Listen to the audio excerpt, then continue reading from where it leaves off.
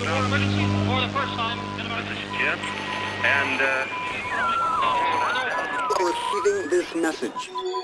We are Ken Jennings and John Roderick. We speak to you from our present, which we can only assume is your distant past, the turbulent time that was the early 21st century.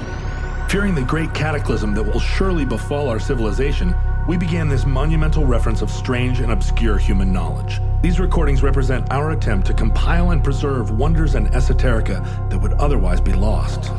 So whether you're listening from an advanced civilization or have just reinvented the technology to decrypt our transmissions, this is our legacy to you. This is our time capsule. This is the Omnibus.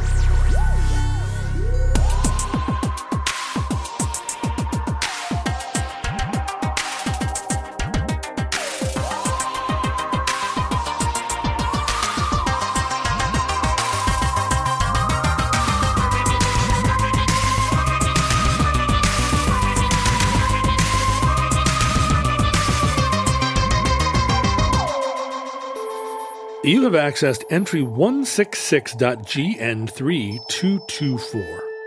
Certificate number 29766.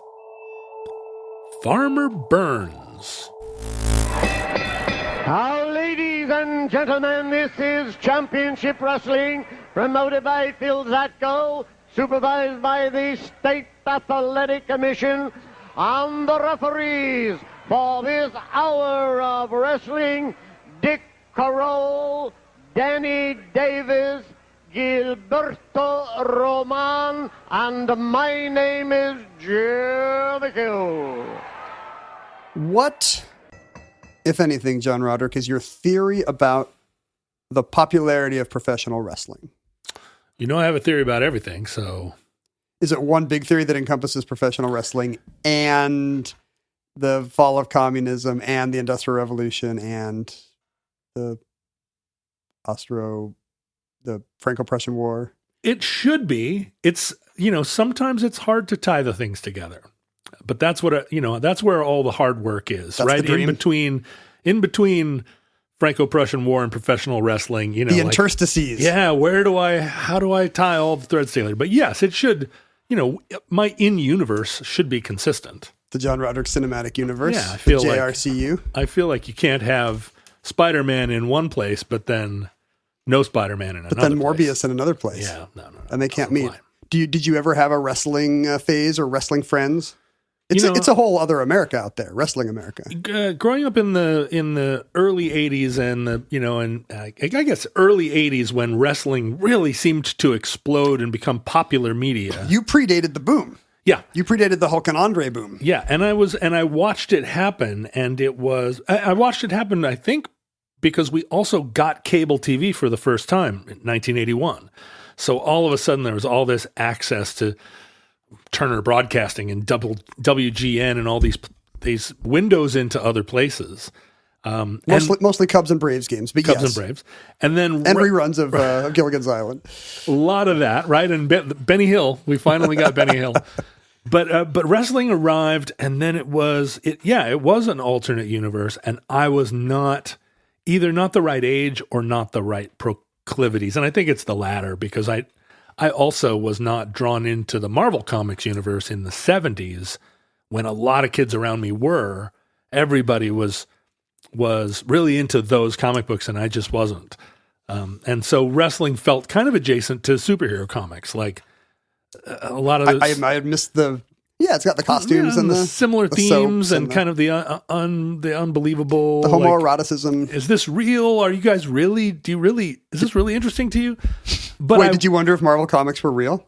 Are these guys actually fighting over Manhattan? No, but I watched other kids and I was like, is this real to you? In your mind, Does this really, why are you excited about this? It seems like you could have these characters do anything. And if characters aren't limited, it's kind of like all the zombie movies. Like if there are no limitations in the Star Wars prequels, when the bad guys become robots, who cares if you kill 1 million robots? There are no stakes. We never hear about the Empire suffering from a lack of resources to create more robots. So there's not even resource tension. Like we're running out of robots. The Empire must have replicators or something. Yeah. So a million robots come at you and you kill them all with lightsabers, or you're sitting fighting robots. And it's like, I understand the challenge to the Jedi, but where's the ultimate stake here? But this is Lucas's genius. Make the robots slightly annoying so that every time one bites it, you're like, well, at least that annoying robot. Well, at least that annoying robot died. Well, at least that annoying robot died. Yeah, I don't feel like those are enough stakes. Repeat And 5,000 times. So that was the thing about superhero comics was like, well, if they have all these powers and they're working for democracy, I guess, but I don't know, man. What are the stakes? Unlike Richie Rich, where Richie Rich is a poor little rich boy. He really is suffering emotionally. He's suffering emotionally. Richie Rich was your Spider-Man? Richie Rich, and Casper the Friendly Ghost, even into my teens, really were my guide. What about that little witch girl with the red hood? Yeah, I liked her too. But and also Sergeant awakening. Rock and the Lost Platoon and Mad Magazine. So you were a Sergeant Rock kid and not a Sergeant Slaughter kid. If you think about Mad Magazine, I mean, the stakes are like, what's it like to be a Jewish humorist in New York City in the 50s? The idea that children perceive all media, including Mad Magazine, through stakes is an insane idea. I guess so. Like what's the Hollywood book, the Robert whatever his name is, that does all the stuff about how screenwriting works? I mean, it's true that everybody perceives art that way now.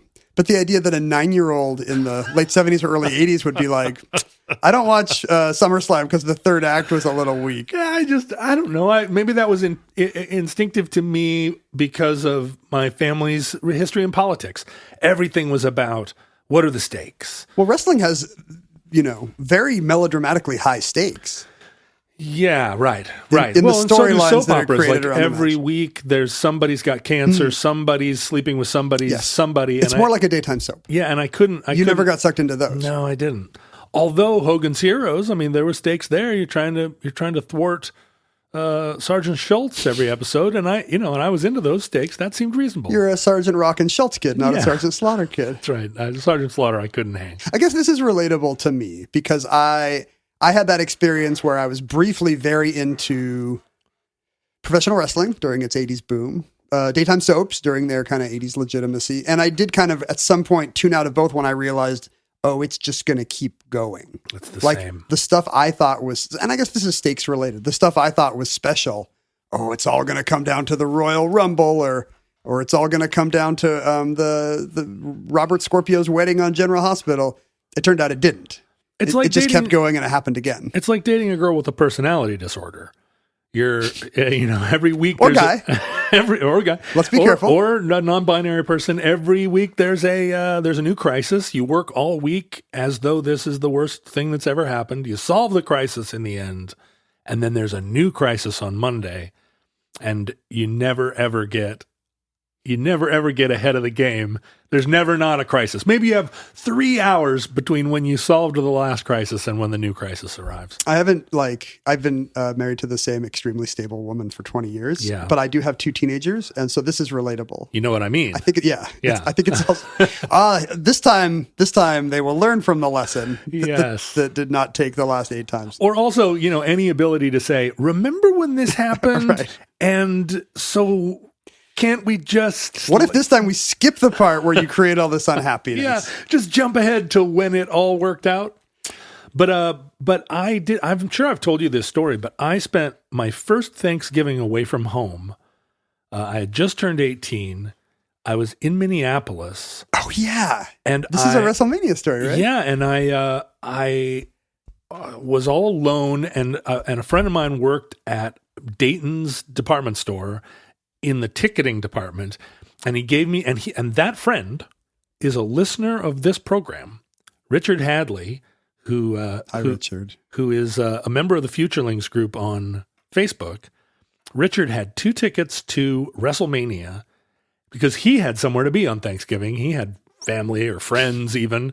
Find your saddest friend, send them to pro wrestling on Thanksgiving. So he gave me these 2 tickets. He was like, you can scalp one and use the other to stay off the streets. And so I went out front. I sold the 1 ticket. I bought Kentucky Fried Chicken, like a bucket of chicken, and went in and sat up in the stands and watched watched the whole ticket, the whole card, You're a man of the people. eating my chicken. Well, I've told this story before. Somebody just a couple of weeks ago actually found the card, the Thanksgiving Day WrestleMania in 1986 in Minneapolis, and posted on the internet. So Did it bring back good memories? You're like, oh, Hacksaw Jim Duggan. Well, what a match that was. So the person that found it, who was on the message board associated with my Patreon, patreon.com/John Roderick, he had all these questions like, oh, this was there was no Hulk Hogan on this, but there were these wrestlers that went on to become famous, like characters. What an early chance to see. Yeah, see somebody stand on a stepladder and unscrew a light bulb and throw it at somebody else whose manager was wearing a headdress. And I honestly couldn't remember a thing about it. All I remember was my tears dripping down onto my fried chicken. I just occurred to me the fried chicken is a stand-in for Thanksgiving turkey. That's what it was. That's what it was. Perfect. I love a Thanksgiving dinner. I don't know about you. Sure. But, like Thanksgiving, it's the one day a year I eat turkey with gravy and stuffing. If it was really good, you'd eat it every day. But the fact is, there's something commemorative or special about it. Yeah, right. And I think the fact you don't have it all the time is what That's makes right. it so like, this is it. This is the perfect number of times a year to have cranberry sauce. This is my one chance to have creamed onions.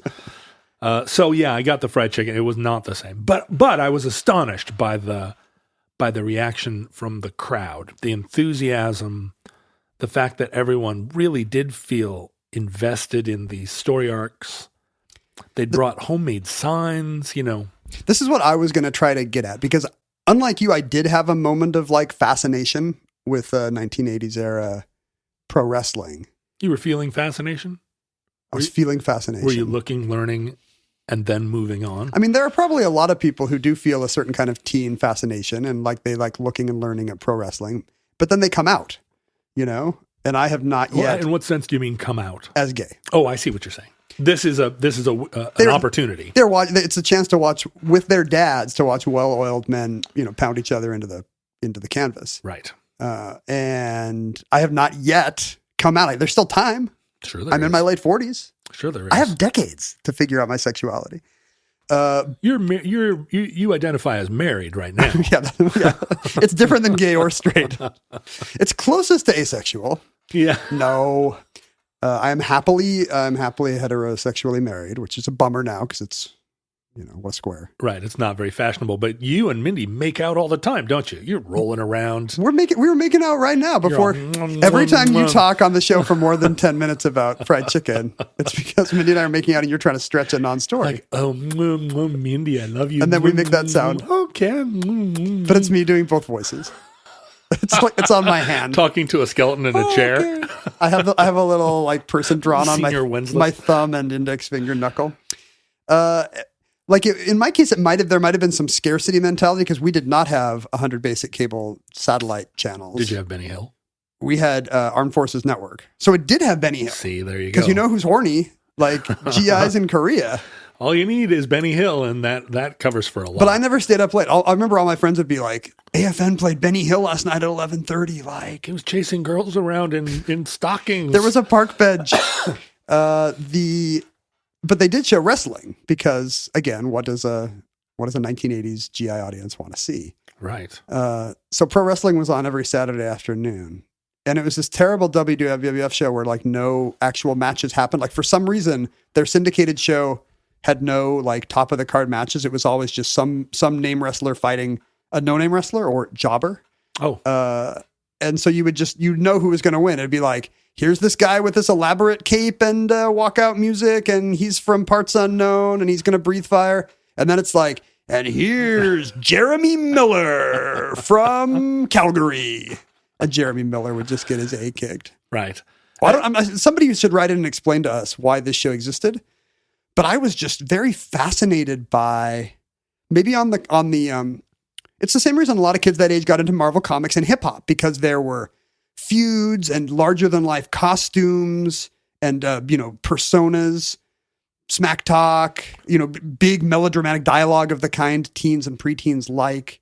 Did the show that you watched have all the interviews, the pre-show and post-show interviews where everybody's like, Yes. I'm going to kill about it. And the funny thing is today, everything I love about wrestling, I don't think I could have appreciated at that age. Like today, you admire the improv of those guys being able to be like, well, let me tell you, Mean Gene, you know? And at the time I was like, when are they going to get back to the, and they didn't really have the athleticism and the aerialism. I mean, they did, but I wasn't really appreciating it. All the stuff I love about, or, I can appreciate about the sport today. I'm not a wrestling fan, but all the stuff I do get about it and dig about it today, I think would have been lost on me. I was just kind of staring at bright colors. Yeah, right. And I don't know what imagining, kung fu movies. It's just imagining yourself as someone physically capable who can throw a roundhouse kick. But I was never like, wow, he really put over that move. For one thing, I thought it was real. Like, I do not remember. I mean, I do not remember learning that Santa Claus was not real, if indeed he is not. Right. But I do. Spoiler alert. But I do remember who's listening to this with their 4-year-old? Sorry. But I do remember my dad being like, oh, pro wrestling's so good. I remember when my dad told me it was fake. And I was like, when he what now? Crestfallen. Well, see, and this is the difference between me probably being 13 and you being 9 years old, watching the same thing. There's a big difference between how we would have I don't know what interpreted it. And AFN did get the big live events. Like I do remember watching. I mean, WrestleMania 3 is kind of wrestling's coming out again in the 80s, not in the other sense, but like just like we're in the Gorgeous George era, this is now. Mass media, national television. We sold 100,000 tickets at the Silverdome, kind of entertainment. These are marquee names that your mom has heard of: Hulk Hogan and Andre the Giant. Sometimes they're in Rocky or Princess Bride movies. Right. Like this is a big deal. This is no longer just for weirdos. And I remember, and of course the Army put this on live or, maybe tape delayed, but satellite, middle of the afternoon in Korea. And I remember just being like, wait, this is better than when Jeremy Miller got stomped by Ricky the Dragon Steamboat. Like, this is a big deal. Like, belts are going to get exchanged. These are both huge stars. Yes. And they also have backstories and stakes. You were not wrong about the stakes because I was like, wow, so wait, Hulk could lose his belt? Hulk Hogan could lose his belt? Wow. What would that even mean? How? If a bad guy, a guy as bad as Andre, and at the time I had never seen wrestlers switch. Oh, from good to bad. Well, that was a thing that started to happen more prevalently later, right? I remember, I think at least when wrestling first became a mass media thing, it was pretty clear who was good and bad, and there wasn't a ton of like, now I'm good. Yeah, somebody actually wrote into us lately to say, I had mentioned Gorgeous George fighting, your local fake Nazi or commie. And he was like, no, George was a heel. He would have fought your local, babyface and probably won. But it's true that I had just never seen that before. So the first time I saw some wrestler be like, betray his tag team partner and suddenly become a heel, I was like, wait, what? It was learning that Darth Vader was Luke's father. Like, you've never seen this trope and you're amazed. No. So there's something. That's Darth Vader. That's really good. Thanks. But doesn't Luke say no? Well, Luke says no. But then there's isn't that some retcon where Darth Vader, where the Emperor is going? Oh yeah, like Jedi. Ah! And instead of Darth Vader just throwing him into a thing, doesn't he say like, they had a James Earl Jones say, "I'm changing my mind." It's so weird. To appeal to the greater literalism in today's movie going. He's not a subtle director. I've had a change of heart, and then he throws him. So I was very into the early Vince McMahon WWF. Did you have a Stretch Armstrong doll? Did you play with wrestling? I didn't have the little action figures, although I think some of my friends did. We did find out you could get WWF magazine on the Army base. Right. And we always did, because that was where the wrestlers talked behind the scenes. And at the time, the kayfabe around wrestling, the protection of the audience from the reality, the heightened storyline aspect of wrestling was impenetrable. They would never wink at the reality of the situation. And I think for the first couple of months I was watching it, I was like, wow, this guy really is from darkest Africa. And How is this? He's using voodoo on this poor guy from Florida, I guess. Or How this is nice this Canadian happening man. in the United States of America these days? I guess being in Korea, I was more credulous than I would have been. What's funny is in 1982, I was actively reading Soldier of Fortune magazine, and a lot of those. These are the same kids, but they're just Yeah. 5 years later, they switch from wrestling magazines to bodybuilding to Soldier of Fortune. Yeah, and during that time, like Soldier of Fortune magazine had all of these like Dutch and Afrikaans guys who were fighting in Rhodesia. Come to Rhodesia and help us fight against the, you know. And they all had cool costumes and had cigars in there, and and they were like always field stripping AK-47s, and it felt just as real to me. Like, wow, yeah, soldiers of fortune. I mean, in the funny Rhodesia. thing is, we're laughing now about this. It was like magazines being like, "Come defend an apartheid state," you know? Yeah. What a crazy thing to show young American boys. Incredible. But it was all part of the big, the ultimate wrestling match between the Soviet Union and the United States of America. As depicted on screen in a series of Schwarzenegger movies, where he was the ultimate bodybuilder / wrestler / Cold Warrior. And these kind of things would play out in With wrestling a rings. weird Austrian accent. Right. Super confusing. That's making me question my own orientation. I mean, if Chuck Norris had anything close to the screen presence of Arnold Schwarzenegger, we would not have needed to import a very Iron Curtain-ish, Slavic-ish kind of a star. Right. I mean, Teutonic, yes, but he should have been playing the Russian in those movies. Yeah. But he had too much charisma. He did have a lot of charisma. Chuck Norris was just like 25% short. Oh, but he was more than that. He was 40%. Chuck Norris, you're like, tap, tap, tap. Is his battery running low? He will fight fake ninjas, but he will never fight a real evil empire. So wrestling was briefly the biggest entertainment in the world, and then it kind of had a down period, and then it kind of came back to the degree that it's quite mainstreamed today. Some of our biggest movie stars, The Rock and John Cena, these people came to us out of the wrestling rings where they honed their physical presence, but also the kind of the improvisatory stuff. The Rock learned to you and I talked raise about that one eyebrow, which must have taken him a decade. Without all those steroids Vince was giving him, injecting directly into his left brow, would he have ever been able to? My muscles can't do that. I'm just too clean a liver, I guess. What accounts for the downturn? I mean, I guess it was so big it had only one direction it could go. The post-'80s one actually was pretty literally a steroid crisis, where it turned out that all these guys had just been taking an unhealthy amount of stuff. McMahon was exonerated in court. He said, well, I didn't make him do it. But it really kind of soured young people. The sport no longer seemed so all-American as when a Canadian playing an American was beating up a Lithuanian playing a Russian. That's pretty tight. That's what made it very mainstream. I love Vince McMahon memes, even unto this day. Well, the Vince McMahon memes come out of that era of him having to rebrand himself in kayfabe terms as a kind of an evil mastermind, because he had become a real life defendant, and just as he probably will be around the time this episode comes out, now that he's a sex pest and a disgraced. Is that right? Trump figure. When did he become a sex pest? It turns out rich right wingers have always been sex pests. His crimes have recently been detailed, but it's one of the cases where it's stuff he was doing for 20 years, and they finally got a critical mass of people to come forward and grab the social media attention for a moment to wrest it away from whatever. It's amazing how little I care. Yes. Yeah. But that's because wrestling is kind of its own little world. Right. That you can easily decide, you know what? I don't partake. I don't know if Mankind is now Cactus Jack or Mick Foley, or I'm aware that it exists, and there are those that love it. It's wonderful to me to also feel that way about the Marvel comic universe. Like, I feel so, and honestly, Star Wars. It must be more freeing in that case, because then it's almost approaching, I don't even have a TV.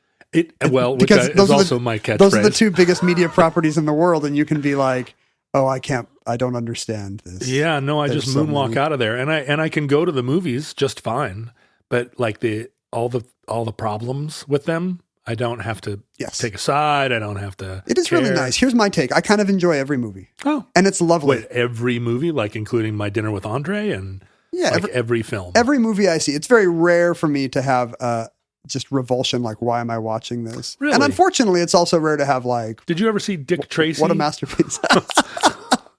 I've seen Dick Tracy 2 or 3 times, and I have some lovely things to say about the 4-color design, costume. Dustin Hoffman in the makeup. I think Madonna's very good in it. Oh, wow. See, like it's so Strong. easy. It's so easy to just be like, well, that was 2 air-conditioned hours. Yeah. My good friend and yours, Sean Nelson of Harvey Danger, always could find something wonderful to say about a movie. And a lot of times I would say everything about that movie was garbage.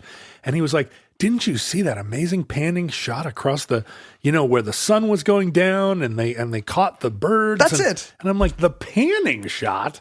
I just need one good scene. Yeah. And then I have something to think about. I'm impressed by that. Frankly, I admire that. It leads to a great deal of tranquility, and it leads people to stay off the internet telling Letterboxd, the structural problems with this movie are the following. Number 1, the plot hole regarding the conclusion. Number 2, these 2 characters should have been conflated into one. Number 3. I have nothing in common with that impulse. But you're right that I do go home and go on things. Why do I need to? Just embrace my approach to art. This is fine. It's fine. This is all fine. It's fine. I'm going to do a mail order thing. This is all fine. Seeing art the Ken Jennings way. How do you feel about G.G. Allen? Have you ever consumed the works? It's fine. The works of G.G. Allen are fine. At some point, you have to be like, well, what do you think about the anti-Semitic operas of Richard Wagner? Right. And then you have to be like, it's not as fine. It's problematic. Yeah. That's why the word problematic exists. It's the opposite of it's fine. It's fine. I'm not drawing any judgment. I'm just saying that theoretically problems exist. Yeah, nobody can argue with you. It's problematic. I'm not even the subject of the sentence. I'm not saying I found it problematic. It's problem. It's the ultimate cowardice. It's so wrestling. This show about Farmer Burns was suggested by a listener who goes by the confusing name of Delta Tango, possibly his ring name. I don't know. It might be a reference to the Delirium Tremens. They might call themselves DTs because they're some kind of cool alcoholic. It's and probably their initials. Tango.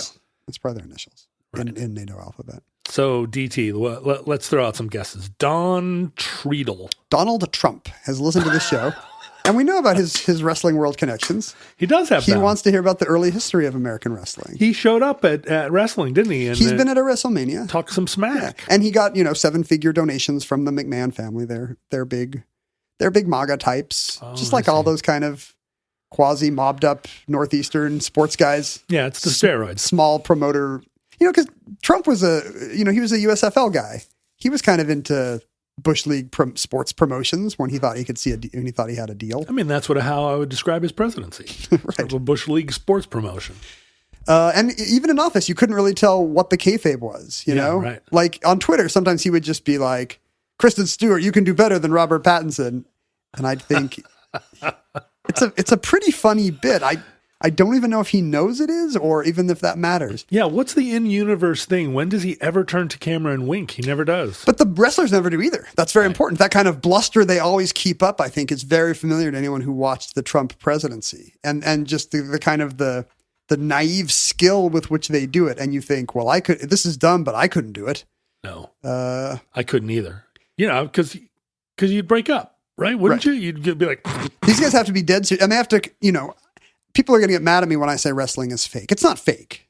No. It's scripted. Scripted. But you have, big guys just wailing the hell out of each other and doing dangerous, high precision maneuvers. But aren't the floors of those rings made out of mattress springs? Not or does really. it really hurts to fall that far? You're if you fall 30 feet from the top of a cage into an announcer's table and you're an old man, like, who was that? Mick Foley or whoever was, like, that's not a smart idea. Right. And it doesn't matter if the ring gives a little or if the turnbuckles are a little bit padded. Like, did you see the latest Jackass movie? I did not. I saw the trailer 106 times. It's not really very good, but there are some scenes where you're like, wow. Those guys are too old to be doing that. Wow. That's what I thought. Even you're in the like trailer. 55 years old, my friend. I guess the key is to have enough of those brain injuries early on that you don't see the risk when you're in your 50s. You see the fear in their eyes where you didn't, in the first Jackass movie or on the TV show, they had no fear. And now you see they're all terrified. They're just like, oh, this is really going to hurt. And I don't know how many more of these I can do. Every parent yearns to have their teen achieve that. The object permanence of like, oh wait, this thing is dumb. Like I should stop doing this dumb thing. Sometimes it happens at 8, sometimes it happens at 28. No, I was about 42, I think. Between 42 and 46. And the Jackass guys were maybe about the same age. So well done. Yeah, thank you. But wrestling goes back before its status as a kind of a 20th century carny type promotion. And we're going to look at those origins. When you hear about Abraham Lincoln wrestling, for example, are you aware of wrestling as a good frontier time for lanky, tall drinks of water like Abraham Lincoln? Well, but I assumed it was real in the sense of it being like an actual contest of skill and strength. No, he was doing elbow drops off the turnbuckle onto Stephen Douglas. Like that's why everybody came to those debates. I've read the Stephen Douglas debates, and there are no high kicks. Very few hammer locks. No. No, you're right. The wrestling they practiced was just shy of knife fighting. It has more in common with our modern professional wrestling than it does with, say, Greco-Roman wrestling, though. But I mean, what about like when you're not going to tell me that ultimate fighting isn't real, are you? No, mixed martial arts are all. Because when I watch those, which I sometimes do, I'm very impressed by the athleticism. Right. And wrestling's kind of had to adapt to a world where you can see that and know that there's not a funny storyline. You know, wrestling's had to both amp up the storyline, so they give you something that MMA doesn't, and to like actually give you real athletes, you know, because we've all seen Jackie Chan and MMA fighters now, and we're not going to put up with some guy, big guys lumbering, that's 60 pounds overweight, throwing himself around. Like in the 80s, they could put over a very old Andre the Giant who could hardly do anything. And they would just have to stage the matches very carefully. The same when any wrestler got old. Steve Austin got hurt. But you're saying Honest Abe, when he was a young guy, was out on the frontier, like just wrestling with his fellow young lawyers. But not just in a vacant lot, but for money. People were paying him or paying to see it. I think it was recreational. He was not on any kind of a circuit. I think for them it was more like, hey, we got 10 minutes and we don't have Uno has not been invented. You mean like while the judge is in chambers, we're going to take off, loosen our ties and go wrestle in the... I think it lasted well into adulthood for these guys, just because, it was, you can't look at your phone basically. It's a time without many pastimes. So let's go throw a hatchet at a fence, or let's see if we can, let's see who I can pin to the Illinois clay first. If we didn't have phones and computers, do you think in between shows you and I would feel compelled to wrestle? Oh yeah, almost certainly. What would your strategy be in dealing with somebody like me who could potentially cover you like a blanket? I think I'd have to learn certain kinds of pressure points, maybe known only to those with Eastern wisdom. Some judo in a way that you could use your weight against you. Yeah, that's how you'd have to do it. This is a thing I don't even know if is real, but I have heard secondhand about judo. I'm going to use your weight against you. Yes. But somehow get out of the way, because otherwise your weight's going to involve me in ways that my frame could not support. Well, and it would require that I move first too. Right. Whereas I just sort of stand there like an oak. And you just have to, I don't know what you would do. Gravity is still acting on you. I have to trick or feint you into using your weight in some way. You'd make me go this way and then I would just fall. The wrestling that was practiced on the frontier that, Abe Lincoln or Joseph Smith even, there's lots of, Mormons have lots of Abraham Lincoln style stories about, the prophet Joseph just wrestling with kids in Nauvoo because that was what, good time guys did on the frontier. Yeah. Teach them life skills. It was known as catch wrestling. That was short for catch as catch can. In other words, a way of saying anything goes. Now, it wasn't strictly anything goes wrestling, but it was a lot freer than something like Greco-Roman wrestling, where there's a very small number of holds are allowed, nothing below the waist. There was no time limit. It was matches could be longer and wilder because it would just go till somebody was pinned or put into a submission hold. But it wasn't the craziest that there could be. There was also loose hold wrestling, which these styles all came from a bunch of different kinds of European, largely British traditions mingled together, regional British and Irish kinds of wrestling that would be done at a coal mine or a lumber camp or something. Right. A village fete. Board strapping guys, stripped to the waist. But you couldn't chokehold somebody. It wasn't that. It wasn't that. So the no chokehold holds was barred. controversial. There were submission holds. Pins were more common. Pins were a more common way to end a catch-can wrestling match. So often you would use submission holds as a way to get somebody to be like, uncle, pin me, you know. And, you know, again, there's going to be the homoeroticism of this episode is going to be off the charts. Oh, I never thought of it that way. Uncle. It's a little bit. Yeah, you probably don't want uncle to be your safe word, honestly. Well, not just that, but it's a little bit incest. Well, that's what I'm saying. That's exactly I see why. what you're saying. Yeah, right. Like pick a name that does not involve like older male relatives, please. Cousin. That's no better, honestly. No. But like there was a Lancashire kind of wrestling that was extremely violent and dangerous where really almost anything did go, like Figures. Let's dislocate a finger, let's gouge an eye, let's bite, you know, like whatever it takes to get the pin. And I think often it would just stop at breaking bones. Hey, if you've broken his bone, buddy, it's over. Where do you think you are? It's like only a flesh Scotland? wound. This is Lancashire wrestling. So catch as catch can, you know, didn't go that far. You know, nobody wanted anybody to break in a finger, but it was, it was pretty brutal compared to the well-behaved, the classical wrestling of yore that somebody at Oxford or Cambridge might mix in with their Marquess of Queensberry boxing. Right.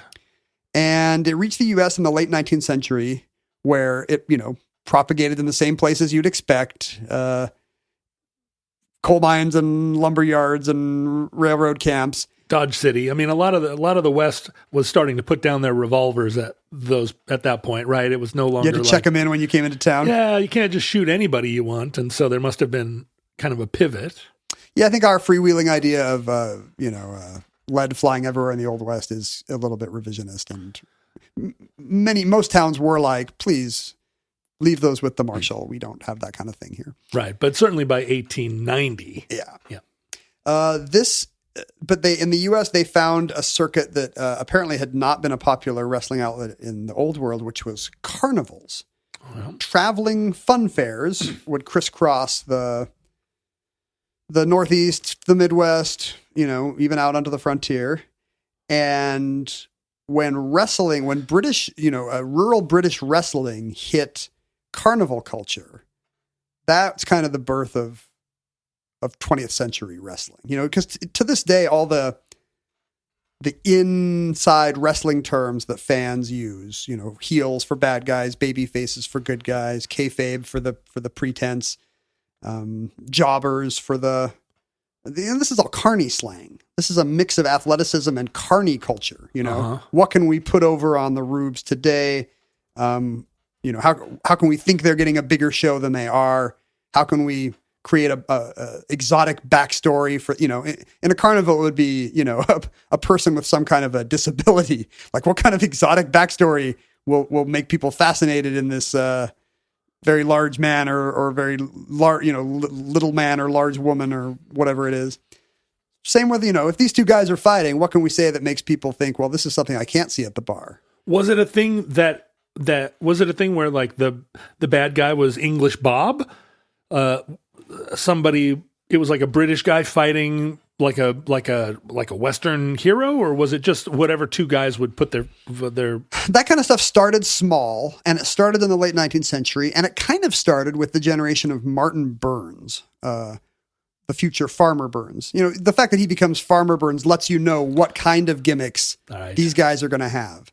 But a guy fighting in overalls and saying, "Yeehaw, I'm from the country," that was one of the most popular 20th century wrestling promotions, from most popular gimmicks, from Haystack Calhoun up to, in the 80s, somebody like Hacksaw Jim Duggan. A lot of these guys are just kind of rural good old boys. All you have to do is put them in bib overalls, but unhitch one of the straps. Yeah. If they have a big beard and for some reason they can't hitch that other strap. It came loose because of the moonshine. Martin Burns was born in 1861 in Iowa, in a log cabin, as was the style at the time.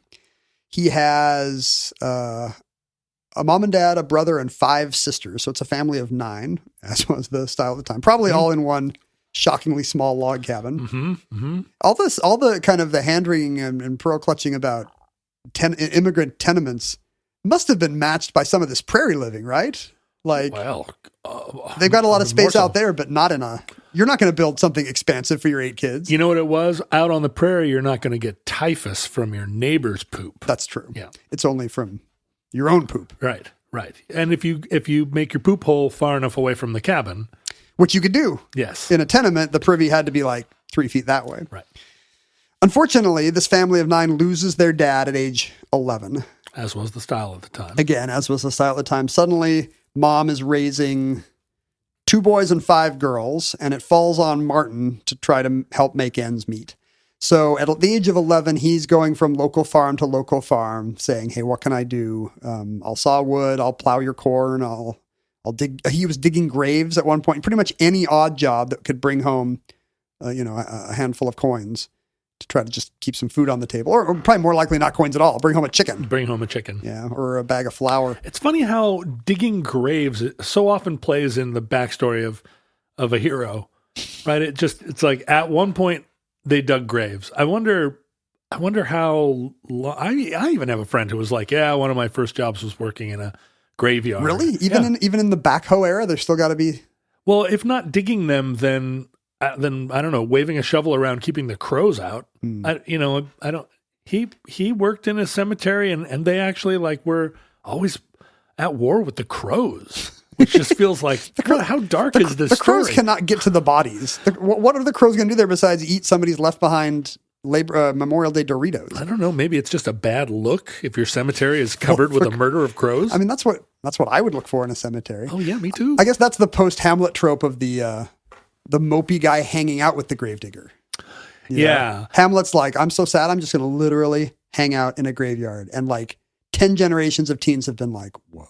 It feels like if your funeral is in November and it's kind of misty and everyone's wearing dark overcoats, then the graveyard should be full of crows.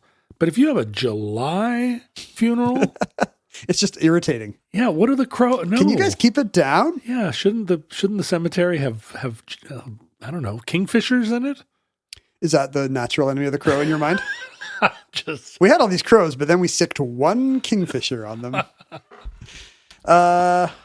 And of course, this being the Iowa frontier of the 1870s, from 8 years old on, he's wrestling other lads, and he's good at it. Like, this is just a common playground thing. After your 1 hour of school a day, he would be wrestling in the dirt on the way home, and he's gifted for it. He's so good at it that by his teen years, he is plowing corn by day and then wrestling at night. And it's the kind of, I think at this point, to answer your question, it's the kind of thing where, passersby are willing to put down side bets on which of these 2 hunky local teens with one overall unstrapped can pin the other. right. Which I don't want to speculate about Again, the sexuality problematic. of the American West. Well, just that it's a teen spectacle. Yeah. A little problematic. They're but, underage. It was a different time. Different time. He's pretty much a celebrity in Denison, Iowa terms, which is possibly the lowest level of celebrity. I think there are smaller towns in Iowa that you could be a celebrity in but Denison is not. It's not the biggest town. You're right.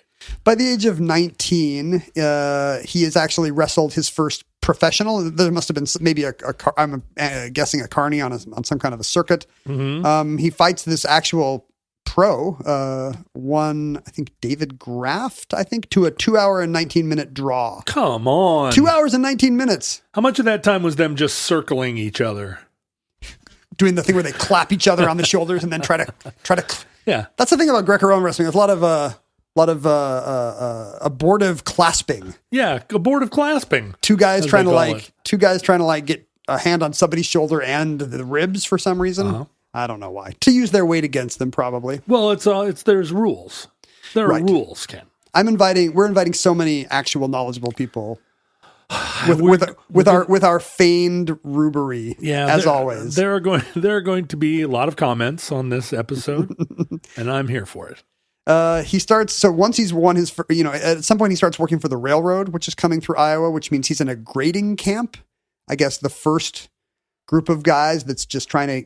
I mean, Iowa's already pretty flat, but for a railroad track, it's got to be Yeah, but over on Pretty this side, over perfectly by flat. Denison, oh no, I guess that's the flat side. I was just in Denison. Really? Yeah, it's Do strange. you consider yourself a Denison, Iowa celebrity I'm now? a Denison denizen. I was just passing through That's a there. rare pun by you. Thank you. I was going from Sioux City to Des Moines, and it's sort of we were on the back roads. We were wending around. I mean, I don't know what part of Iowa he's in at this point, but it's a place where a large group of guys has to shovel some dirt in order to get a railroad track through. Oh, I see what you're saying. The land has to be. I mean, I'm no engineer, but back then I would assume to put railroad track in. It may surprise you to learn that railroads have gone over some pretty bumpy land. They do go up and down. Since then. Yeah. But, I mean, sometimes you have to go through holes or depressions in said land. You do have to go through holes. It's one of the famous things. That's why the main reason trains go into tunnels in movies. How do we to make us think of going into holes? So while he's there, that's a bunch of big guys, and it turns out he can hold his own with any of them. Now, the thing you have to understand about Martin Burns is he weighs 165 pounds soaking wet. So he's a regular medium-sized man. I think my driver's license still says 165 pounds, and that is kind of wishful thinking for my early 40s. Like, he weighs less than me. You're more than 165? Yeah, I wouldn't say that. I'm about, I would love to be back down at 165. I dream of being 165 again so that my driver's license is not a lie, because I'm a good citizen. Is this one of those things where you get older and you just weigh more and it's not clear where is it? It's just in between your ribs I'm or just something? some kind of mesomorph now where it's, my slightly blousy button-down short sleeve shirt today is concealing a little more of a tummy than I used to have. And my, little bit of a dumper for a game show host. I don't know. You keep fit. I try, but basically what I'm saying is I outweigh this guy by 10 pounds. He's a middleweight. He's not the lumbering wrestler you would expect But given this is today's culture. Over 100 years ago, so everybody was smaller. Everybody's smaller, but also here's the other funny thing about him. Despite being my weight or lighter, he has a 20-inch neck. Whoa! Now, a 20-inch neck today would be your biggest linebacker. Well, mine is 18 and a half. Right. And I have a very big one. You've got to be a big dude to have a 20-inch neck. So imagine somebody with my frame and then your neck, but my frame, but smaller, and your neck, but bigger. It's a terrible Island of Dr. Moreau phantasm. He would look like the guy in the Road Warrior. The homunculus. Just give us the oil. So basically, he had a weird physiognomy that lent itself perfectly to wrestling, to staying out of holds and putting guys in holds, to the degree that he was his own kind of carnival attraction. For much of his life, he would do a thing called the hangman's drop. Oh, what? He would get into a noose and be dropped 6 feet and would dangle there with his muscular neck staving off the effects of strangulation, and he would whistle Yankee Doodle. That's a show. That is a show. I would pay to see that. This has got to be one of those Houdini things where if you did it without him knowing, it would kill him, but he tenses his neck or something. How exactly do you put some guy in a hangman's noose and drop him 6 feet without him knowing? Houdini can walk into a bar and some Canadian yo-yo can be like, "Hey, Houdini, what's up?" Bam. Very hard to get somebody on a scaffold. Yeah, maybe, but I feel like you could. I feel like you could pull it off. Like, hey, why don't you? What would look good on you? This scarf. I'm just fitting this scarf on my mom who has a 20-inch neck. Would you come over here, Martin? Yeah, and just stand on this platform here under this scaffold. He also might be the first and last wrestler named Martin. I'm not sure. He would drop 6 feet. Isn't it a bummer to know that like you and I are in show business to varying degrees? Mm-hmm. We will spend our whole lives in multiple fields, never putting on a show as good as this guy whistling Yankee Doodle from his 20-inch neck. Yeah. And then that was the 1890s or whatever, when all shows were worse. We peaked early. Like today, I would see this. This guy probably was at the first Lollapalooza. Perry Farrell was probably like, hey, bring out this overall dude. I want to do video. I want to put video. Are you pivoting to video? I really, I got a Patreon. I want to have video content on there. What are you picturing? Well, it's just you noodling on a guitar or? I want to have engaging videos that tell my story and that help me grow my audience and drive engagement and, promote my whole brand. I think people seeing me on video are going to be more convinced. What are you doing? Are you clear and brush in your ravine? Are you doing interpretive dance? Are you doing Polynesian fire dancing on video? All of the above, including, exotic dancing. I'm going to show you how I can run down my hallway in my socks and slide, how far I can slide. I have some great news about Squarespace. Oh, Squarespace, beloved Squarespace. Our old friends, that all-in-one platform for building your brand and growing your business by creating beautiful websites for you. They make it easy to monetize your content in a way that fits your brand. You can set up member areas that allow gated access to different kinds of content, like your slide sock videos. That's at the $10 level. Online courses, newsletters. You are going to be monetizing the heck out of your fire dancing in no time. Well, memberships kind of fit with what I do, but what if I had a friend that just wanted to sell their products a la carte? Same thing. Squarespace has templates, easy to use templates that'll help you sell physical or digital products. All the tools you need to start selling things online. Well, I'm going to head to squarespace.com/omnibus for a free trial. And when I'm ready to launch, I'm going to use the offer code OMNIBUS to save 10% off my first purchase of a website or domain. Are we allowed to do that? Are we allowed to use our own 10% off code? Oh, probably not. Also, I already have 2 Squarespace websites, so I'm not going to need that. Well, let's tell the people. You, unlike John and I, you are eligible. Go to squarespace.com/omnibus. Thank you to Squarespace for supporting the Omnibus Project. In 1889, he is, as part of his, he's making an itinerant living. I assume he's still supporting his many sisters, his many gingham-clad sisters. He is bringing some hogs to Chicago. Mm-hmm. This is your 8th chance to say as was the style at the time. But he's got 10 days off before he's supposed to bring the next load back. So our boy is in the big city. Wait a minute. He's bringing the hogs to Chicago and bringing the next load of what? I don't know. Bacon? Maybe it's the same hogs. Oh, you take the hogs, you bring back the bacon? It takes 10 days to kill them, to slaughter them in a very humanitarian way. It's like taking old clothes to a vintage store and selling them, and they're like, yeah, this jacket's, worth $350. We'll give you $100 for it. So you take 50 hogs and you bring back 50 slices of bacon. I got to admit, I don't know the details of his errand, but he has 10 days at liberty in Chicago for the first time. And walking around, he sees playbills everywhere. He's a wrestler at this point. He knows the pros. He knows the big names. And he sees that 2 big names on the wrestling circuit at the time, Jack Carkeek. Mm-hmm. I don't know if he's any relation to the Seattle Carkeeks. Must be. And Evan Strangler Lewis. No relation to Ed Strangler Lewis, who will be a later wrestler. Gives you a sense of whether strangling is on the list of... But it tells you, I was going to point this out as an example of what were people's gimmicks back then. Well, this guy is a wrestler who puts you in a hold. That guy's a farmer. We call him Strangler. So the gimmicks are not, the 80s era. This guy is a Georgia correctional officer, but then his tag team partner is going to go to Africa and discover that he's actually full of soul. Right. This is the kind of thing that proliferated in the, this guy's an undertaker, but also maybe he's got the ghost of his past manager in this urn, and they're going to try to bury each other in a ring with dirt in it. And then there's going to be lightning that electrocutes one of them and gives him strange goth powers. I feel like I had punched out of wrestling a long time before all this happened. You are not going to believe how outre wrestling can be now. If you're just used to, well, this guy's Canadian, but this guy's got a board. He's going to hit you. This guy's got a snake and that guy's got a board. Who will win? Do you follow the Iron Sheik on Twitter? So I actually know a little bit behind the kayfabe. That's actually his son, I think. Oh. Or nephew. His nephew, I think, who runs it for him. But I love the Iron Sheik on Twitter. Yeah. The Iron Sheik was responsible for one of the great 80s kayfabe breaking moments when he and Hacksaw Jim Duggan were pulled over for DUI in the same car. And they're supposed to be...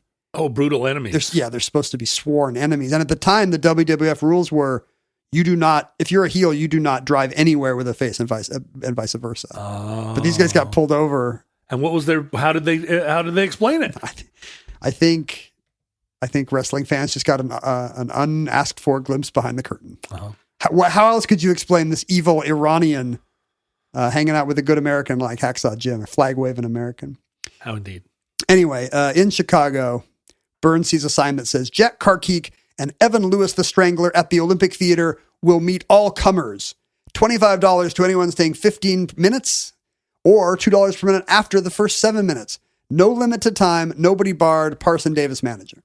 Now, you will perhaps notice that this is also Spider-Man's origin story. That he's in the big city and needs money for his struggling family and decides, hey, I don't have a costume, but if I could stay in the ring with this crazy guy for 15 minutes.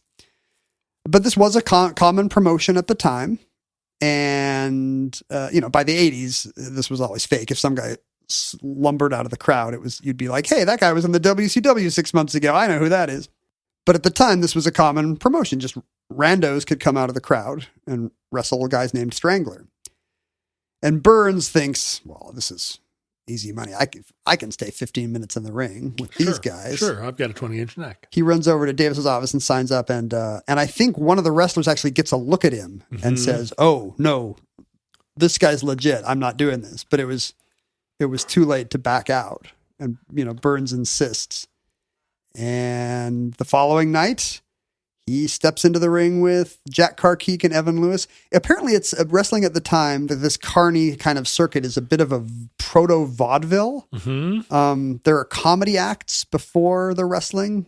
Makes sense. So his opener is J.W. Kelly, an Irishman who's, I guess this was a common gimmick at the time. You would just go see an Irish guy in a chair talk blarney.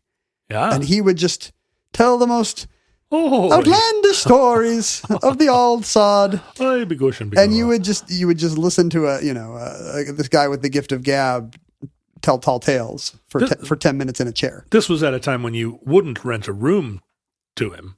Exactly.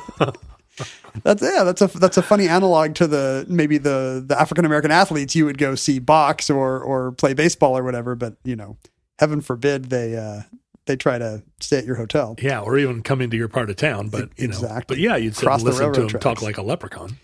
And I mean, it's kind of an odd. We don't have that genre today unless you count NPR, I guess. Just or podcasts, I guess. Right? Like, I'm going to listen to this guy talk about nothing for an hour. J.W. Kelly has a bit the worse for wear that night. I don't want to speculate about the Irish, but he's in a bit of a. I'm sure he was up reading poetry late. Yeah.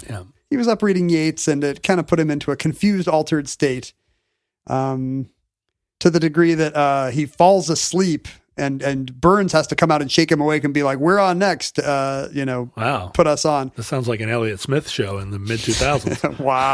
Wow, too soon. And Kelly announces him as Farmer Burns, and then he thinks of a joke. I don't know if this doesn't seem true, but the story is that this Irish comedian says, "What would you call a man who hoes potatoes and squash and shucks corn?" And his band leader, second banana type, his foil, what do you call that in comedy? His straight man says, "A farmer." And Kelly says, "Well then, if the farmer were to get locked up in a house and the house would catch fire, what would happen to the man?" And the musician says, "Farmer Burns." And that's how they announce Farmer Burns. And from that day on, that was kind of his gimmick in his nomenclature. Farmer Burns. Farmer Burns. It was an Irish pun that no one likes. Ugh. And then Burns appears in his big overalls, and they're like, "Oh, I get it. This guy's got a farmer gimmick." And it's quite the show. Like, Burns just tosses Carkeek around the ring for 15 minutes, and Carkeek can't throw him at all. So it's not just lasting 5 minutes. Like, he wipes the floor with this guy. So he didn't stay in the requisite amount of time and then win the prize and get out. He stayed in and just kicked their butts. It's the full Peter Parker. He stays in for 15 minutes and Carkeek cannot throw him. And then even Strangler Lewis can't throw him. So the Chicago papers are now like, this unknown farmer just beat two of the greatest wrestlers in the land. And that's the beginning of his professional career. He spent a big part of the 1890s just traveling the country, fighting in. Now, these matches at the time were not scripted. These were legit. And some records have his record at something like 6,000 wins and only 7 losses. 6,000 wins? Now, let's consider that he might have done this for 20 years. That he's doing it he's doing multiple fights. If he's doing it 4 times a week for 20 years, he still has to fight multiple fights a night, right? 200 shows a year. Yeah. He would have to be doing 1.5 shows. How many a week is that? 6 shows a week, maybe? Hang on. 6,000 divided by 52. And I think 20 years is kind of long. I don't think he was actually that's not how you would do it, wrestling full time. Let's do this. Look, it's 50 weeks a year for 20 years is 1,000 nights or 1,000 weeks. He's doing 6 shows a week. So over 20 years, over 20 years, he would be doing 300 shows a year. 300 wrestling matches a year. Just like in rock, right? Oh, yeah. We all play 300 shows a year for 20 years. That's why there's all those 70s era rock songs about how rough the road is. Yeah, but they do that for like 3 months and then write a whole record about how rough the road is. And the main issue is probably like gonorrhea or herpes. No, it's that, it's that you went into a cafe and somebody misgendered you. I was thinking of like Bob Seger era rock stars. Yeah, well, that's literally a Bob Seger lyric. Oh, is that what he says? Are you a woman or a man? Oh, I see. Because he's all like out on the road. Man, I've got to have the long hair of a rocker, but I'm in Georgia. What do I do? Long hair, except he also had a full brown beard. So it was just the guy was yelling at him from behind. I mean, Bob Dylan, I think, is on the road all the time, and so is Willie, but they don't play. They're not a show doing 300 every night. shows a year. No, even at their peak. And he, at this time, wrestling's kind of becoming an international sensation where, India will send some mystical wrestler or Japan will send some judoka or, is that the right name?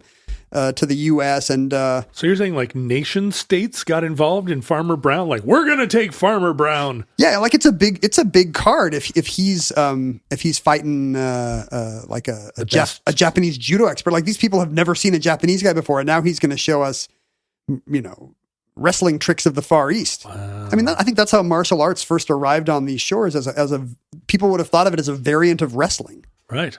I would go to see that.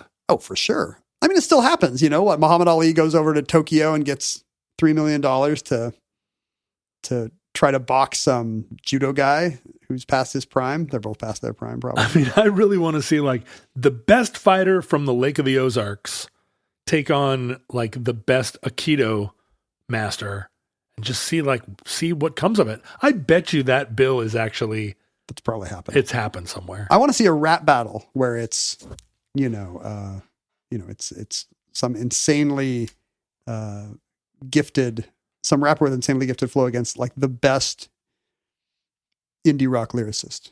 Whoa. Or like some kind of Sweet 16 where the best writer. It's Kendrick Lamar and Colin Malloy to the death. I always felt like the natural extension of my neighborhood stick fights idea, NSF, was that eventually it would be international, except that all of the international fighters would be fighting under brands. So it'd be like the Adidas fighters versus like the Muslim fighters versus the Shinto fighters versus Nike. Like, wait, why are Muslim and Shinto corporate brands? Well, that's what I'm saying. Like religions. Wouldn't it be Mitsubishi? No, like 100 years from now. No, maybe 200 years from now. I think all religions and cultures will ascend to the level of brands. And ascend. I'm literally saying that Mitsubishi already is probably a bigger brand than Shintoism, than a lot of religions. But what's the biggest brand? Like the Italian soccer team won't have Fila on their jerseys; they'll have like the Vatican. Yeah, right. They'll have the Pope, right? Like, is China a bigger brand or is Islam? I think China's a bigger brand. Is there a Q rating way to measure? Right. I mean, I think, but leave that to the futurelings. They're already living in that world. They're like, oh, it's a hellhole. We miss when religion knew its place. Well, because all those religions have great branding, right? They've got like a single emblem that's as good as which is better, the cross or the Mercedes symbol? I mean, I think you need to put those against each other.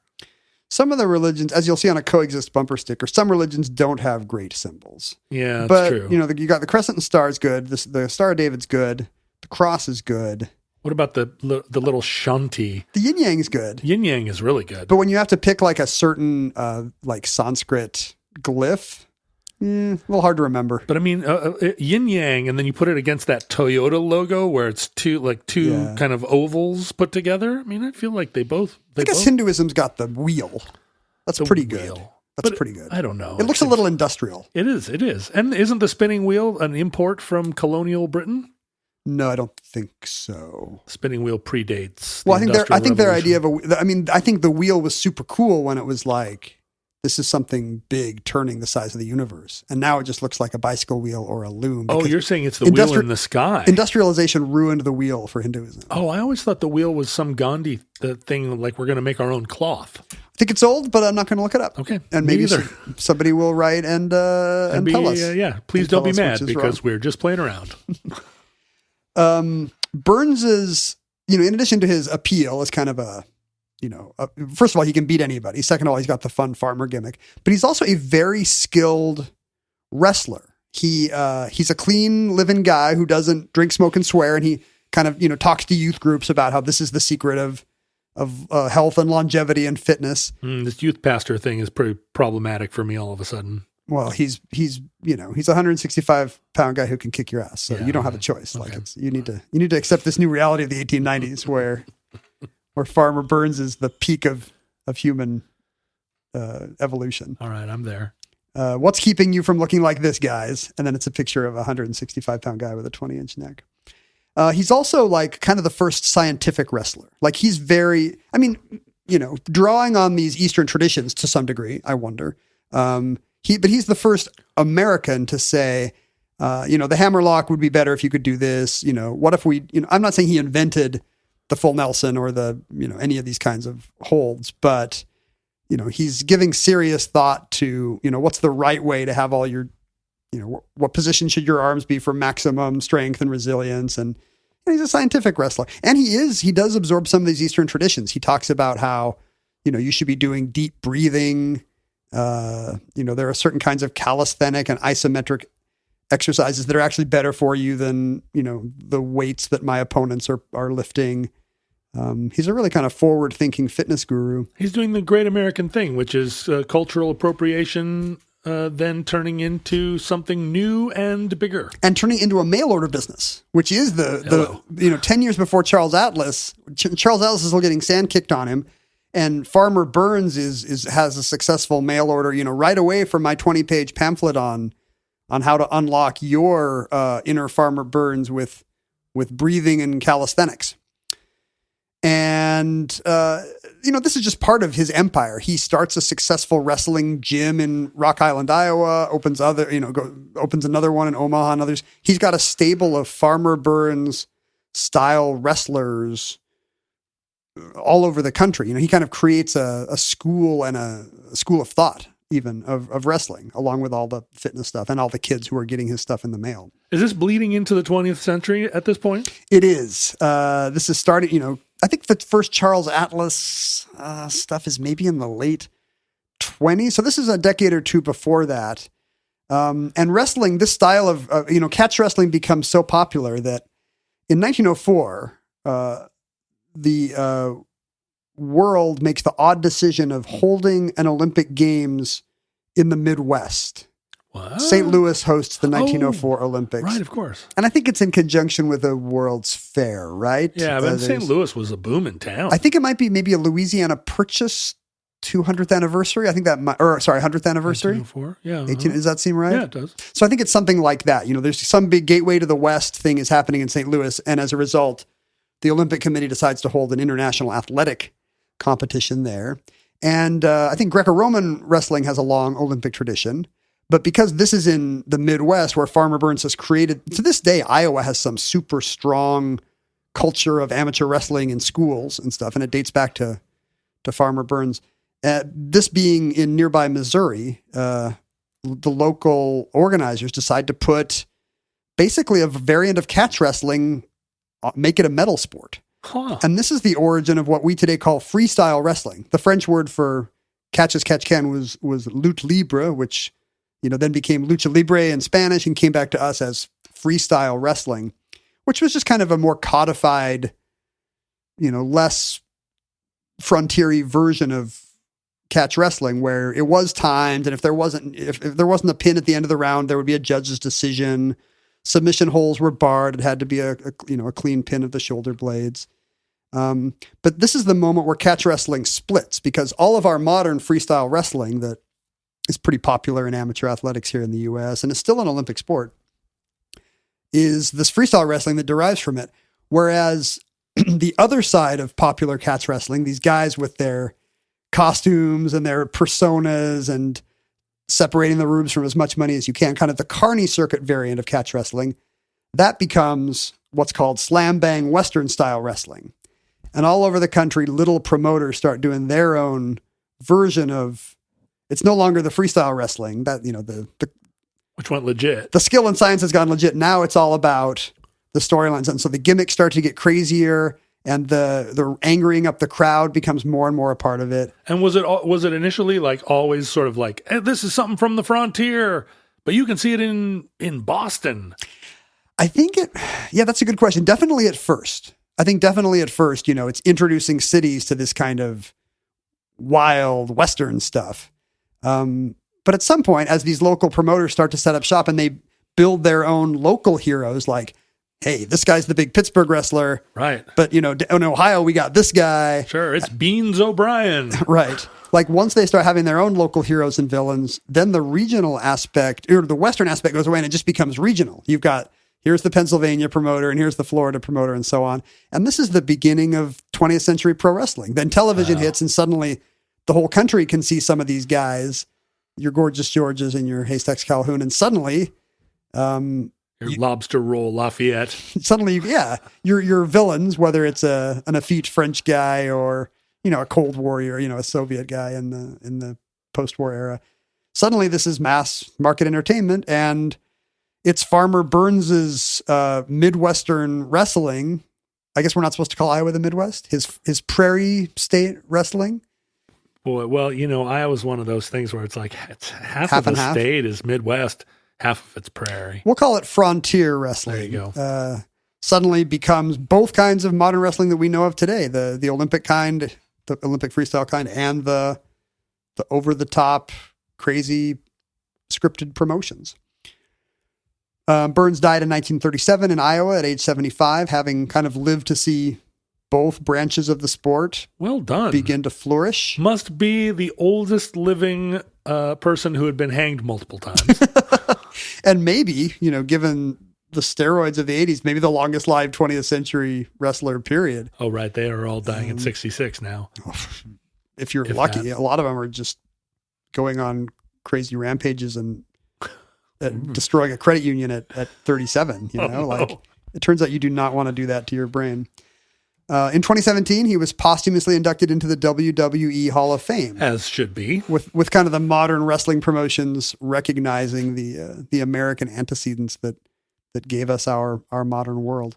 I still don't think any of this solves the mystery of what the appeal of it is, but it does show that as far back as the 1860s, Americans wanted to watch guys stripped to the waist and wail on each other. I mean, I think I see the appeal, right? It's not 100% closeted homosexuality. I'll posit that. No, I mean, if you think about the way that we practice actual politics in this country now, there's so much kayfabe. There are people saying things all the time they can't possibly believe, and yet they never break character.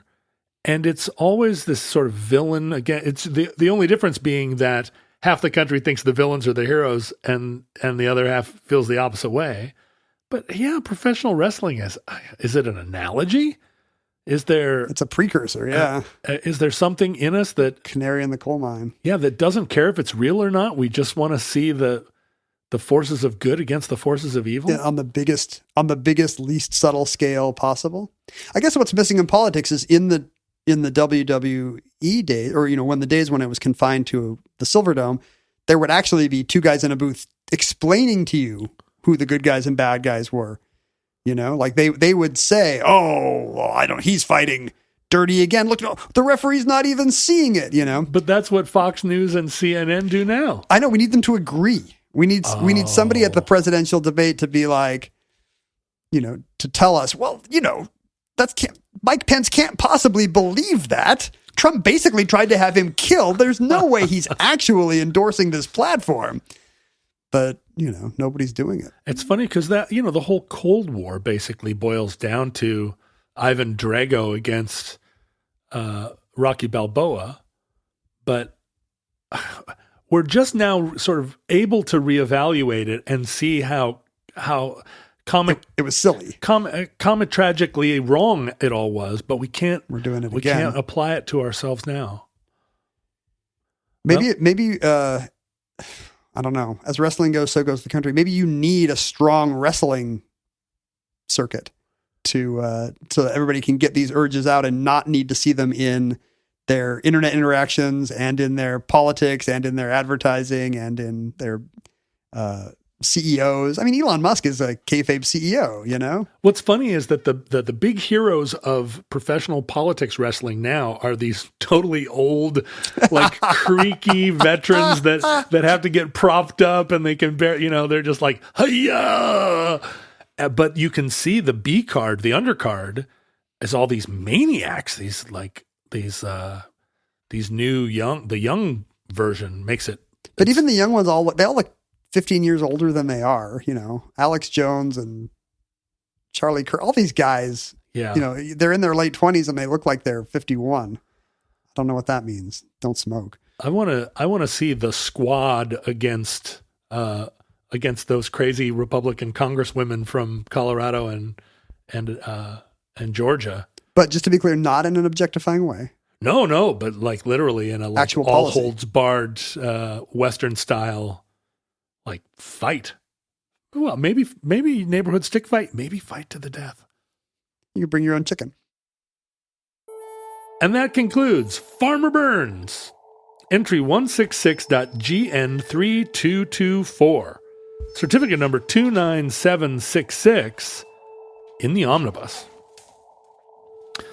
Futurelings, in the unlikely event that social media still exists in your era, almost certainly it will be 100% pro wrestling between politicians who are representing either corporate brands or religions and cultures. I mean, the funny thing is that's the idiocracy premise, right? Yeah. That some over-the-top Randy Savage type would be president. Well, not only that, but there would happened. be no distinction between corporate brands and science. Yeah. Yeah. And when Idiocracy came out, I was like, oh, come on. I've been writing this script for 15 years. But then I think a lot of us felt that way. It did happen sooner than we thought, I guess. We all knew it was accurate. We just didn't know how imminent it was. Anyway, you can find the archive of Ken's deep thoughts and mine at Omnibus Project on Facebook, Twitter, and Instagram. He's at Ken Jennings. I'm at John Roderick. You can email us at theomnibusproject@gmail.com. You can hang out with other futurelings on Facebook and assorted social media platforms. You can send us actual mail at P.O. Box 55744, Shoreline, Washington 98155. Ken, I hear you over there opening some packages. We've got a little bit of a backlog. We do. This is a book I think that has not come out yet. I hope I don't say the author's name wrong. Alec Navala Lee? I'm probably saying that Navala wrong. Lee? I'm sorry, Alec. Hold it up. Let me take a We did a show. whack at We did it. a show about Buckminster Fuller's self-chronologizing of his own life. And here is a book. And the author somehow got wind of the entry and asked us if we would like his new. I mean, this could be a definitive biography of It's a Buckminster massive Fuller. book. It is. And a beautiful one. And we have an early copy. I'm very excited to check out Inventor of the Future, The Visionary Life of Buckminster Fuller. Was it endorsed to us on the title page? It is not. This was sent by the publisher. Oh, that's what happens. The author never had his hands on this, Yeah, unfortunately. you send me books through your publisher, and I'm like, yeah, thanks. Give me the one that says, "Hey, Would you John, sign it? thank you for everything." And then this looks very exciting. This is like a hand calligraphed envelope that says John and Ken. That you just shredded opening. Do you need a letter opener? I don't have a letter opener over here. It's I true. mean, I have a collection of them. but at this table, Oh, where? I bet I do. Well, there's just the just the Confederate sword. Caitlin says, please enjoy these thoughtful presents. Are you allowed to call your own presents thoughtful? Isn't that more for me to decide, Caitlin? Well, is Caitlin like just acting as an emissary? Other people have put these presents together? No, I think, but she's not wrong. They are very thoughtful. Like there's 3D glasses so that we can enjoy the 3D card that she sent. These are yours now because they didn't make the cut to join us to Germany. Caitlin's moving to Germany.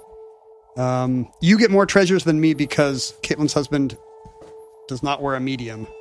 So what is it? That looks like this a is a satin jacket.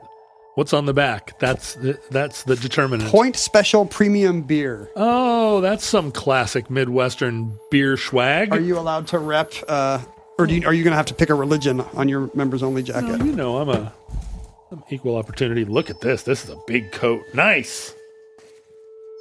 And it smells. Oh, Ken, you didn't smell it. Oh, what does it smell like? Does it smell like Point Special? It smells kind of like floral and nice. Ooh. I wonder if that's from this. It might be that her husband is just a nice smelling. He smells like sandalwood. He's a catch, Caitlin. Look at that. And then military uniform. This is more desert-friendly camouflage. Yeah, I mean, even if that was a medium, I would still take it. I would be swimming around in that. You're not gonna want to wear it. I would be well camouflaged because I could fit my whole body in it. Oh, now this is like chemical weapons proof or something. This has got. It says, it's an environmental barrier against gross chemicals, I think. Oh, that's cool. Do you often get gross chemicals thrown at you? Or are you going to wear it somewhere? Well, Ken, depending on how the apocalypse shakes down, we may all be wandering around going, God, I wish I had something that had plastic tape on the seams. And I'm going to keep this cool book that Caitlin sent us, The Lego Architect. Oh, that's right up your alley. This is great. This has all kinds of, every school of architecture in miniaturized Lego form.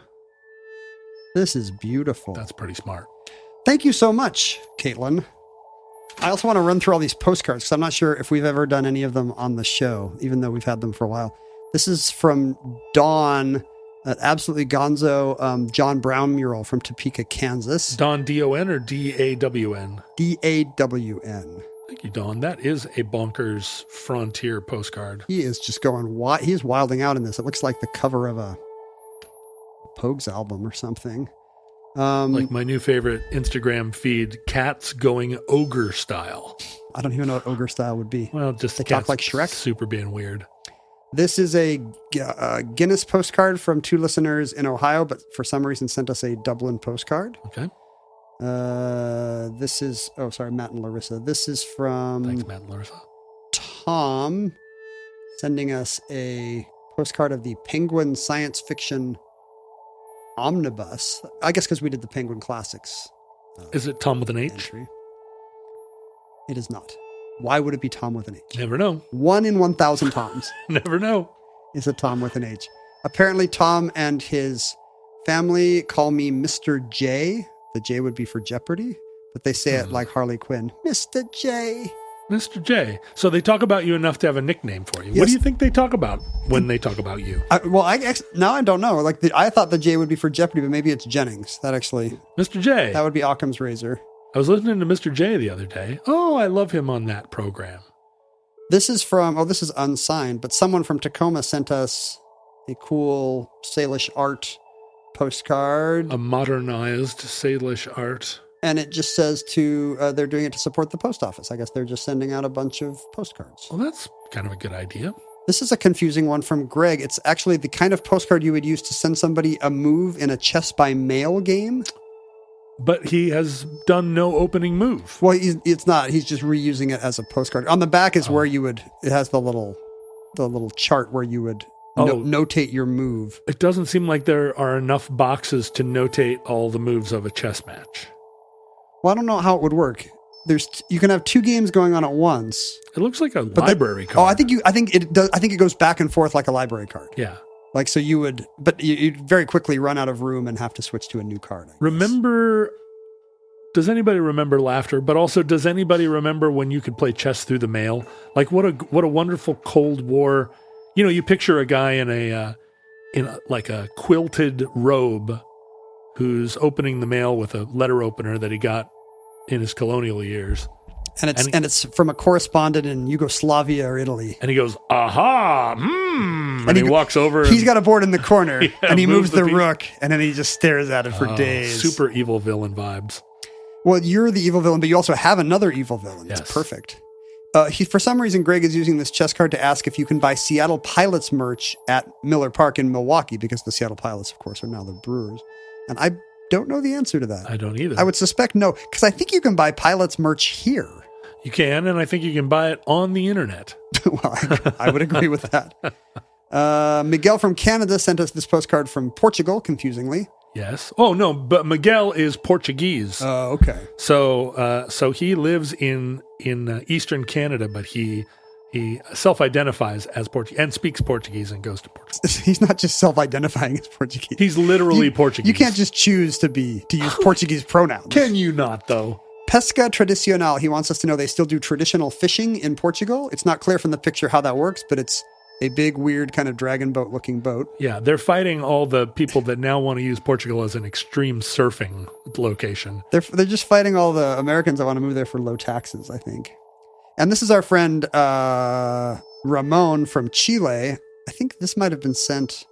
Oh no, this one's pretty recent. Hello, Ramon. Ramon was the one who is he going to talk to us about street dogs? He was against the street dogs. Yeah. But he is for Chilean control of Antarctica. He sent us this postcard that he got stamped somehow from Chile and Antarctica.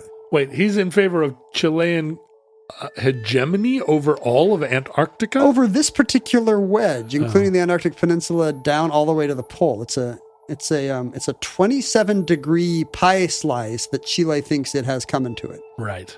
And I kind of wonder, I wish Miguel, I hope he can tell us what the mechanism was. Like, did he have to go? Wait, that's Ramon, not Sorry, Miguel. Sorry, Ramon. Miguel's Canadian Portuguese. Right. Not Chilean Antarctic. And as far as I know, Canadian Portuguese have zero portion of Antarctica. That is correct. Not because they don't want it, but just because they were fought back. Everybody wants it. They were beaten back. I wonder how you get this stamped and canceled in Antarctica. Like, do you think he had to go to some Tierra del Fuego post office, or can you send a postcard to Antarctica and have them stamp it there and send it back, or do you have to? Is there someplace in Santiago where you can? It's got to get the Antarctic stamp for tourists. It can either be that, or I bet you send a bunch of mail to Antarctica and there's somebody sitting there waiting for the thing to come colonize their brain. who's stamping postcards. I stopped at a couple research stations when I was visiting Antarctica, and they are all about the gift shop. Selling the thing merch? No, not the thing merch, but Antarctica merchandise. Here, have a stuffed orca, have a stuffed humpback, have a stuffed penguin. Wait, orca? Are there orca in Antarctica? I don't know, maybe not. I don't think so, but maybe. Would they be Antarctica? That's why you don't belong on television. But they will stamp all your stuff. They'll be like, oh, I know you're going to want an Antarctica stamp in your passport. And I'm like, but then they can't get into Palestine. You're just, yeah. Palestine hates it when you go to Antarctica. You got to do it in the right order. You got to go to Palestine first, then catch that flight to the Antarctic. Exactly.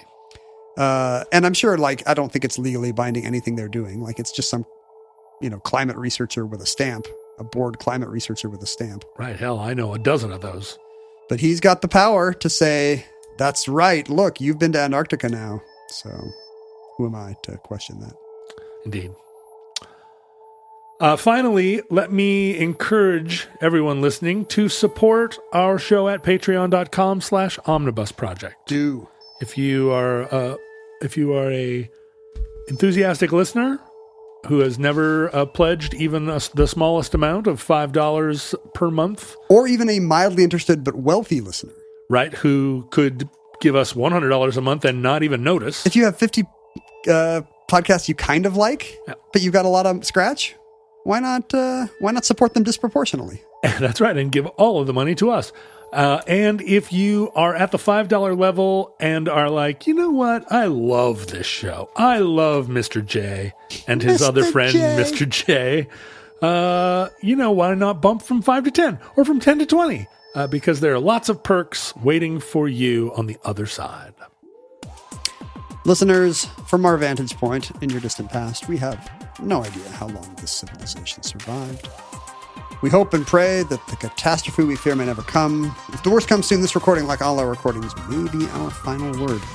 But if Providence allows, we hope to be back with you soon for another entry in the Omnibus.